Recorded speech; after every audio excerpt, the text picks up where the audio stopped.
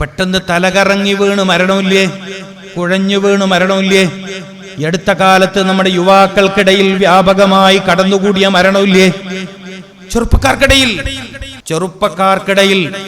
യുവാക്കൾക്കിടയിൽ 18, 19, 20 വയസ്സല്ലെ 30 വയസ്സിന് താഴെയുള്ള ചെറുപ്പക്കാർക്കിടയിൽ വ്യാപകമായി കൊണ്ടിരിക്കുന്ന മരണം ആക്സിഡന്റ് മരണമല്ല, ബൈക്ക് ആക്സിഡന്റിലുള്ള മരണമല്ല, തലകറങ്ങി വീണിട്ടുള്ള മരണമാണ്. കാരണം രാത്രി ഉറങ്ങാൻ നേരം വളരെ വൈകിയാലും മൊബൈലിന്റെ ഉപയോഗം കുറക്കില്ല. മൊബൈൽ ഫോൺ രാത്രി ഏറെ നേരം ഉപയോഗിക്കും. എന്നിട്ട് തലയുടെ അടുത്താണ് ഇത് വെച്ച് കിടക്കുക. ഇതുണ്ടാക്കുന്ന ദുരിതത്തെക്കുറിച്ച്, ഇതുണ്ടാക്കുന്ന നഷ്ടത്തെക്കുറിച്ച്, ഇതുണ്ടാക്കുന്ന നാശത്തെക്കുറിച്ച് എൻ്റെ അനുജന്മാര്, നിങ്ങൾ ഈ സമൂഹത്തിന്റെ നട്ടെല്ലാണ്. എന്റെ പ്രിയപ്പെട്ട യുവാക്കളെ, നിങ്ങൾ ഈ സമൂഹത്തിന്റെ നട്ടെല്ലാണ്. ഒരു മനുഷ്യന്റെ ശരീരം ഇങ്ങനെ നിവർന്നു നിൽക്കുന്നത് നട്ടെല്ലുള്ളോണ്ടാണ്, കാലുള്ളോണ്ടല്ല. മനസ്സിലാവുണ്ടോ? 2 കാലുള്ളോണ്ടാണോ ജലീൽ ദാരിമി ഇങ്ങനെ നിൽക്കുന്നത്? നട്ടെല്ലിന് തകരാറ് വന്നാൽ ജലീൽ ദാരിമിക്ക് ഇതുപോലെ എഴുന്നേറ്റ് നിന്ന് സംസാരിക്കാൻ പറ്റൂല. പ്രിയപ്പെട്ട മുഅ്മിനീങ്ങളെ, ജീവിതത്തോട് കൊതിയില്ലാത്ത ആരാണുള്ളത്? ജീവിതത്തോട് താല്പര്യമില്ലാത്ത ആരാണുള്ളത്? ഒരുപാട് കാലം ഇവിടെ ജീവിക്കണമെന്ന് ആഗ്രഹിക്കാത്ത ആരാണ് ഈ സദസ്സിലുള്ളത്? ഏത് ചെറുപ്പക്കാരനാണ് വേഗം മരിച്ചുവിടുന്ന് പോവണമെന്ന് ആഗ്രഹിക്കുന്ന ആളുള്ളത്? ഈ സമൂഹത്തിലെ ചെറുപ്പക്കാരുടെ ആയുസ് കവർന്നെടുക്കുന്നതിൽ പെടുന്നനെയുള്ള മരണത്തിലേക്ക് ഈ സമൂഹത്തിലെ ചെറുപ്പക്കാരെ തള്ളിവിടുന്നതിൽ മൊബൈൽ ഫോണിന്റെ പങ്ക് വിസ്മരിക്കാൻ പറ്റൂല. രാത്രി നേരം ഒരുപാട് വൈകുന്നതുവരെ മൊബൈൽ ഫോൺ ഉപയോഗിക്കുന്ന എന്റെ ചെറുപ്പക്കാര് കുഴഞ്ഞു വീണ് മരിക്കുന്നതിനെ തൊട്ട് നിങ്ങൾ പത്രത്തിൽ വായിക്കാറില്ലേ? കുഴഞ്ഞു വീണ് മരണം, ഒരു ഭാഗത്ത് തളർന്ന് കിടപ്പിലാവുക. വയസ്സെത്രേ? 22 വയസ്സ്. ഇയാൾക്ക് എത്ര വയസ്സ്? 23 വയസ്സ്. അപ്പൊ കൊലയാളി രോഗമെന്ന്, കില്ലർ ഡിസീസ് എന്ന്, ഏറ്റവും കൂടുതൽ ആളുകൾ മരണത്തിന് പെട്ടെന്ന് വിധേയമായി പോകുന്ന രോഗം പ്രഷറിന്റെ കംപ്ലൈന്റ് ആണ്, BP-യുടെ കംപ്ലൈന്റ് ആണ്. ഇനി അത് പറഞ്ഞു കേട്ടിട്ട് നിങ്ങൾ ഈ സദസ്സ് തന്നെ BP കൂടി ബേജാറാവണ്ട കേട്ടോ. ശരീരത്തിലെ രക്തസമ്മർദ്ദത്തെ നിയന്ത്രിക്കാൻ, പ്രഷറിന്റെ കംപ്ലൈന്റിനെ നിയന്ത്രിക്കാൻ, ഹൃദയത്തെ സ്വസ്ഥമാക്കാൻ, നെർവസുകളുടെ പ്രവർത്തനത്തെ ക്രമപ്പെടുത്താൻ പരിശുദ്ധ ഖുർആനിൽ അതിമനോഹരമായ ഒരു ആയത്തുണ്ട്. അത് ശഅബാൻ മാസത്തിലാണ് അവതരിച്ചത്. ഇന്നല്ലാഹ വമലായികതഹു യുസല്ലൂന അലൻ നബി യാ അയ്യുഹല്ലദീന ആമനൂ സ്വല്ലൂ അലൈഹി വസല്ലിമൂ തസ്ലീമാ. സ്വലാത്തിന് വേണ്ടി സംഘടിപ്പിച്ച സദസ്സാണ്. സ്വലാത്തിന്റെ വാർഷികമാണ്. മനഃശാന്തിക്ക് ഏറ്റവും നല്ല ഔഷധം സ്വലാത്താണ്. സ്വലാത്ത് നിർദ്ദേശിക്കപ്പെട്ട ആയത്ത് മനസ്സിന്റെ സമാധാനം ഏറ്റവും നന്നായി നിങ്ങൾക്ക് നൽകുന്ന മരുന്നാണ്. ഖുർആനിൽ ശിഫയുണ്ടെന്ന് മുഹമ്മദുർ റസൂൽ. അലൈക്കും ശിഫാഈൻ. ഒരു ഹദീസ് ശ്രദ്ധിക്കണേ നിങ്ങൾ. അലൈക്കും ശിഫാഈൻ. രോഗത്തിന്റെ പ്രയാസകരമായ അവസ്ഥയിൽ ബുദ്ധിമുട്ടിലായി കഴിയുന്ന നിങ്ങൾക്കൊരു സന്തോഷ വാർത്തയുണ്ട്. രോഗശമനത്തിന് 2 വഴി മുഹമ്മദുർ റസൂൽ. അലൈക്കും ശിഫാഈൻ. രോഗം ശിഫയാവാൻ 2 വഴികൾ. ഒന്നേതാണ്? അൽ അസ്ലിൽ, തേനാണ്. വയലിന്റെ ഒക്കെ സദസ്സിൽ ഒരുപാട് തേൻ കൊണ്ടുവരണം, എന്നിട്ട് മുഅ്മിനീങ്ങൾക്ക് കൊടുക്കണം, അവരെ അടുത്ത് പൈസ വാങ്ങണം.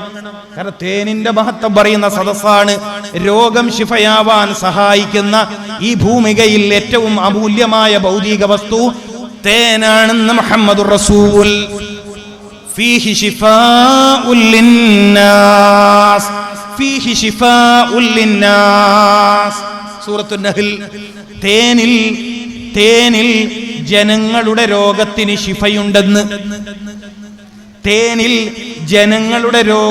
ശിഫയുണ്ടെന്ന്, മുഹമ്മദുർ റസൂൽ. പിന്നെ പരിശുദ്ധ ഖുർആനും അത് തന്നെയാണ് പറയുന്നത്. ഹബീബായ റസൂൽ സ്വല്ലല്ലാഹു അലൈഹി വസല്ലമ തങ്ങൾ പഠിപ്പിക്കുന്നു, നിങ്ങളുടെ രോഗം ശിഫയാവാൻ 2 വഴി പറഞ്ഞു തരാം. നമുക്ക് ലഭിക്കേണ്ട കാര്യം ഇതാണല്ലോ, നമ്മൾ ആഗ്രഹിക്കുന്നത് ഇതാണല്ലോ. സുഖേട് മാറുമെന്ന് കരുതിയിട്ട് മംഗലാപുരത്തേക്ക് എത്ര തവണ യാത്ര ചെയ്തു,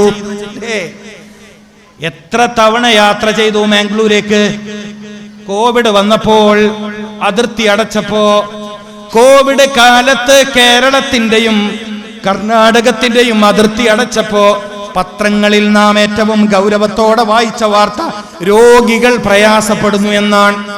നിങ്ങളിൽ പലരും തെറ്റുധരിച്ചത്, എന്റെ പ്രയോഗം ശ്രദ്ധിച്ചോളൂ, നിങ്ങളിൽ പലരും തെറ്റുധരിച്ചത് മംഗലാപുരത്ത് പോയാൽ സൂക്കേട് മാറുന്നാണ്. പോയിട്ട് എത്ര ആൾ മാറി എന്നുള്ള കണക്കെടുപ്പ് എടുത്തണം. നിങ്ങളിൽ പലരും ശരിയായി ധരിച്ചത് എന്നല്ല, നിങ്ങളിൽ പലരും തെറ്റുധരിച്ചത് മംഗലാപുരത്ത് പോയാൽ സൂക്കേട് മാറുമെന്നാണ്. എത്രയാളുടേതു മാറി? എത്രയാളുടേത് മാറി? മാറിയിട്ടില്ലെങ്കിൽ പ്രശ്നമൊന്നുമില്ല. നാട്ടുകാർ ചോദിക്കുമ്പോൾ വലിയ ഡോക്ടറെ കാണുന്നത്, വലിയ ഹോസ്പിറ്റലിലാണ് ചികിത്സിക്കുന്നത്, പിന്നെ മരുന്ന് മുടങ്ങാണ്ട് കഴിക്കുന്നുണ്ട്.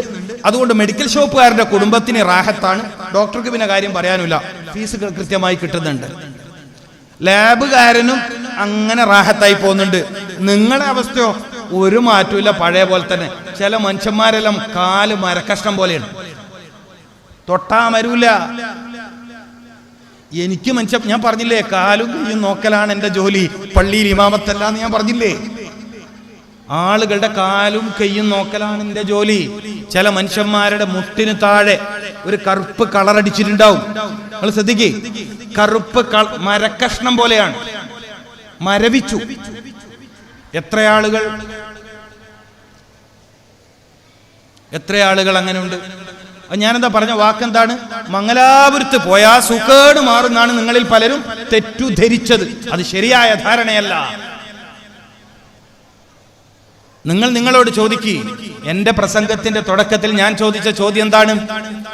എന്റെ ഈ പ്രസംഗത്തിന്റെ തുടക്കത്തിൽ ഞാൻ ചോദിച്ച ചോദ്യം എന്ത്?